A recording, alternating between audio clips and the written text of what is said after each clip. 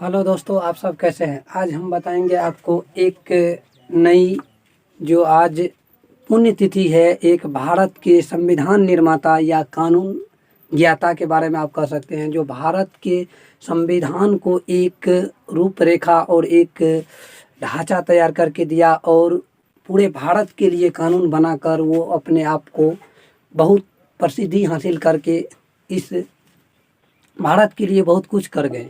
यहाँ देखिए, आज बात करेंगे हम डॉक्टर भीमराव अंबेडकर का, जो आज उसकी 131वीं जन्म जयंती है, यानी कि उसका जन्मदिन है। आज 131वां जन्मदिन है, जो आपको एक नई उमंग के साथ इसका जयंती और हर एक भारत के नागरिक में इसके प्रति प्रेम भाव उतना ही है जितना एक किसी भी अन्य क्रांतिकारी के लिए होना चाहिए।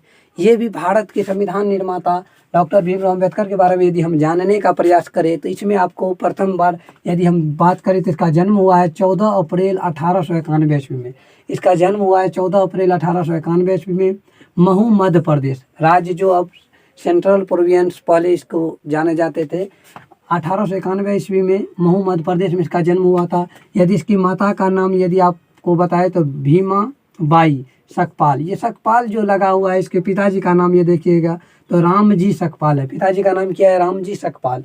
ये सकपाल जैसे हम लोग अभी कोई जाति लास्ट में लगाते हैं, सिन्हा, सिंह या तभी सब जो लगाते हैं, तो ये अपने जाति में यानी कि अपने परिवार का सरनेम जो होता है वो अपना सरनेम लगाते थे, यानी कि उपनाम। यानी कि अपने आप में जो उपनाम लगाना चाहिए तो वो इसके फैमिली मेम्बर में लगाया जाता था, जो भीमाबाई सकपाल, रामजी सकपाल। ये रामजी सकपाल इसके पिताजी का नाम है और माता का नाम है भीमाबाई सकपाल। इसीलिए इन दोनों का नाम, और एक गुरु का नाम देखिए यहाँ पे है कृष्ण केशव अंबेडकर। कृष्ण केशव अंबेडकर यानी कि माता, पिता और गुरु, इन तीनों के नाम से के मेल से ये अपने नाम को बनाया गया। यहाँ इसका नाम देखिए भीमराव अंबेडकर। भीमराव अंबेडकर का फुल नाम यदि आप देखिएगा तो भीमराव रामजी अंबेडकर, यानी कि भीम जो है भीम से लिया गया। यहाँ से भीमा जो इसकी माँ का नाम था, रामजी इसके पिताजी में है, तो भीमराव रामजी अंबेडकर ये अपने गुरु के नाम में से लिया है।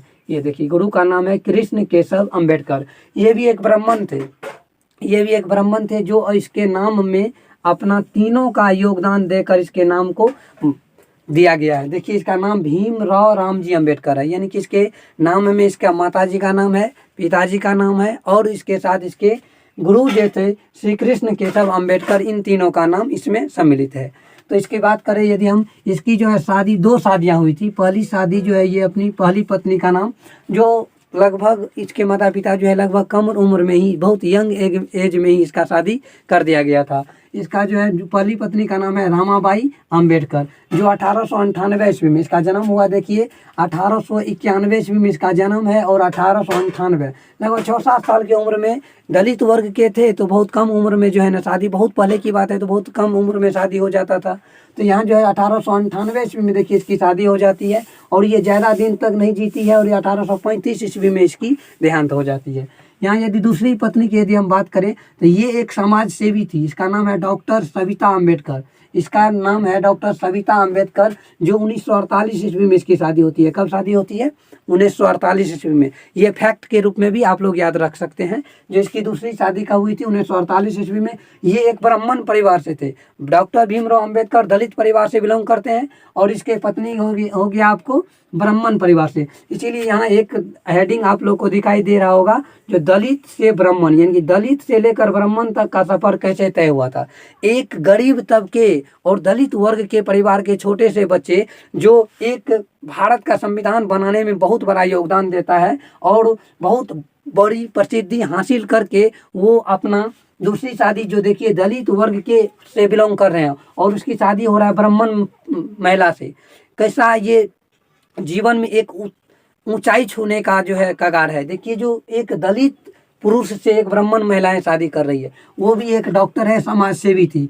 तो इसके सकपाल इनके परिवार का सरनेम था, यानी कि उपनाम। जैसे कोई नाम में अपना सिन्हा लगाते हैं या सिंह लगाते हैं या कुछ भी लगाते हैं, तो वो अपने फैमिली में भी सब के नाम में सकपाल लगते थे। तो इसका सकपाल जो है इसके परिवार का सरनेम था, यानी सरनाम, जिसको हम आप लोग उपनाम से भी जानते हैं। यहाँ देखिए उसके बारे में कहा गया है जो कर गुजर गए वो भीम थे, जो कुछ कर गए थे वो भीम थे। भारत को जगाने वाले भीम थे, भारत को जगाने वाले भी क्या थे? भीम थे। हमने तो सिर्फ इतिहास पढ़ा है, हमने तो सिर्फ इतिहास पढ़ा है। इतिहास यारो, इतिहास को रचने वाले तो मेरे भीम थे। यानी कि जो इतिहास, हम लोग तो इतिहास पढ़ते हैं लेकिन इतिहास रचने वाले कौन थे? डॉक्टर भीमराव अम्बेडकर। एक बहुत दबे कुचले दलित वर्ग, ये 14 भाई बहन में सबसे छोटे थे। जो माता और पिताजी थे इसको बहुत प्यार देते थे। लगभग 14 भाई बहन में सबसे छोटा होना कितना लाजमी होता है। मान लीजिए सबसे छोटे थे तो बहुत प्यार मिलता था, लेकिन पढ़ने में जो है इसको कठिनाई कितनी झेलनी पड़े। मान लीजिए यदि ये बचपन में स्कूल जाते थे तो इसको न तो किसी से को छूने के लिए कुछ दिया जाता था, क्योंकि ये दलित वर्ग से बिलोंग करते थे। छुआछूत की भावनाएं उस समय बहुत प्रचलित था। जो मान लीजिए ब्राह्मण टीचर भी थे तो ब्राह्मण थे, तो उसको बस सुनने के लिए क्लास में मिल जाता था, बहुत हो गया। उसको क्लास में बैठने भी नहीं दिया जाता था। मान लीजिए क्लास के बाहर खड़ा होकर ये पढ़ाई करते थे। इतनी नीचे दबके कुचले से ऊपर उठकर अपने भारत के संविधान को ये निर्माण किया है। और उस समय, जिस समय वो लगभग कोई पढ़ने वाले नहीं थे, तो उस समय ये अपने आप पढ़कर जो अपने नाम, अपने गांव, अपने माता पिता का नाम रोशन किए हैं। यदि इसकी शिक्षा के बारे में यदि हम बात करें तो इसकी शिक्षा की यदि हम बारे में बात करें, उस समय जब 1891 ईस्वी में कोई अच्छे फैमिली से जो बिलोंग करते होंगे वो भी इतना नहीं पढ़े होंगे जितना ये पढ़े हैं। ये देखिए बम्बई, जिसका नाम मुंबई कहा जाता है, वो बम्बई विश्वविद्यालय से बीए किए थे। बीए जो डिग्री कोर्स के होता है वो वहाँ से जो है ना बीए किए थे। और कोलंबिया यूनिवर्सिटी, जो आज विश्व अमेरिका जो होता है, वो आपको जो है ये एक नया नाम अमेरिका जो होता है उससे ये पढ़ाई किए थे।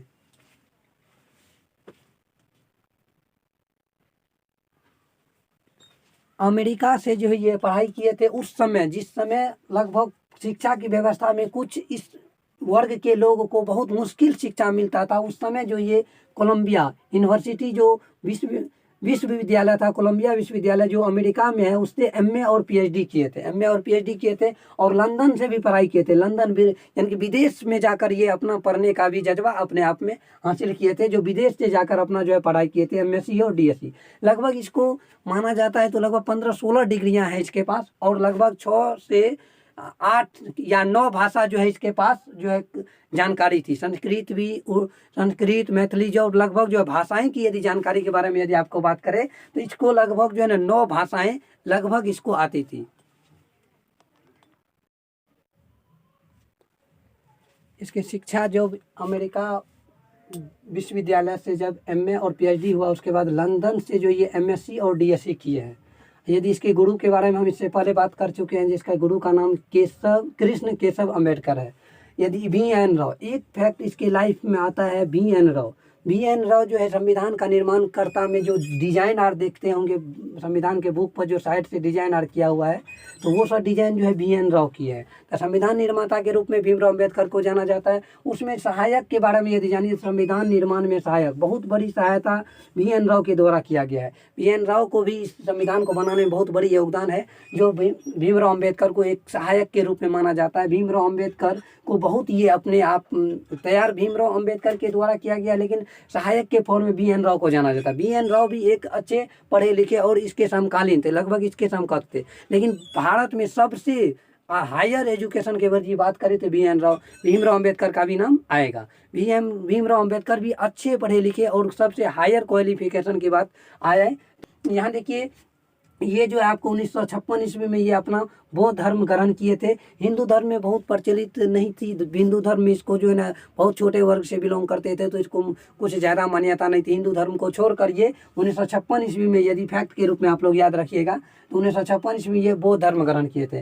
भारतीय संविधान का पिता के रूप में इसको जाना जाता है, भारतीय संविधान के पिता के रूप में जाना जाता है। और इसका एक कथन है जो शिक्षा के बारे में, शिक्षा के बारे में जो भीमराव अम्बेडकर ने जो एक अपना जो है व्यक्तित्व दिया है, एक जो है थॉट दिया है सब स्टूडेंट के लिए भी और हर एक युवा के लिए। शिक्षा उस शेरनी की दूध है, शिक्षा जो है उस शेरनी की दूध है, जो जितना पिएगा वो उतना दहाड़ेगा। यानी कि आप यदि शिक्षा ग्रहण कर रहे हैं तो याद रखिए, जो आप में एक इंटरनल एनर्जी स्टोर हो रहा है, जिससे आप अपने जीवन में बहुत बेहतर कामयाबी हासिल कर सकते हैं। और कहीं भी, और समाज में, गांव में, कहीं भी जो अपना बेहतर जो है अपना पर्सनैलिटी डेवलपमेंट और जो है जीवन में बहुत अच्छे कामयाबी हासिल कर सकते हैं।